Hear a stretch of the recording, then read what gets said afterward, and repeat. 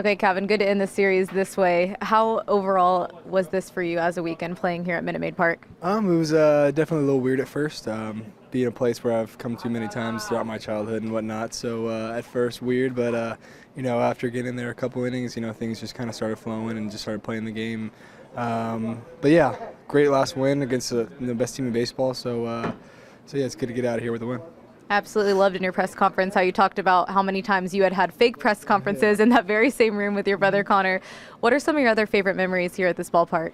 I think it's just being around the guys and being in the clubhouse on the other side and being in the batting cage with my brother and just kind of just being around the Astros teams that we idolize, and I think that just has gone such a long way, not only in my baseball career but also in my life, and those are the memories that I'm going to remember for the rest of my life.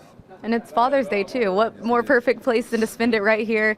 You got the win. Obviously, I know he was pulling for you, even though he's an Astro. Yeah. What did your dad say to you after the game? I'm actually going to go talk to him right now, but what I could really expect from him is just a good game and whatnot, and probably, keep working hard and, keep going and, just keep trying to get better every day. So he's the type of guy, he's always reminding me of what I need to really do, and at the end of the day, keep having fun with it. What are some of the main things that he's taught you specifically when it comes to baseball? I know your work ethic and those kind of things, but what does he tell you after these games when you guys talk? I think it's just take it one game at a time. Don't dwell on it too much if it's a good game or bad game. Really just give yourself some time after the game, really reflect on what went on and what you can get better at and what you can do better that you didn't do in that game, and then go home and forget about it, and whatever it is at home, whether for him it was family, it was kids, and for me maybe it's playing video games or something. So it's just getting away from the game and then next day show up ready to play. What does the city of Houston mean to you in your baseball career?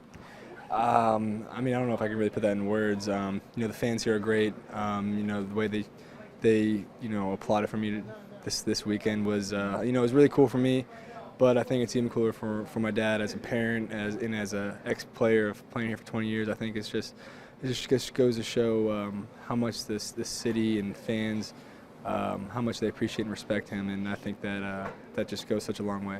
Last thing, what do you think about this Astros team? Obviously tough, and they're playing really well right now, even with some injuries. Yeah, absolutely. They're kind of like the Yankees right now. They got a bunch of injuries of their best players on the team, and the next guy in stepping in, and they're playing well, and they're battling and they're grinding, and I think that just goes a long way, especially when those guys end up coming back. They have a lot of depth. They have guys where they trust out there, and guys that aren't going to be thrown out there at the end of the year if someone gets hurt, where they're not all going to be in shock. So yeah, I think you just say they got a lot of depth right now, and the pitching rotation is really good, and it's probably the best team in baseball.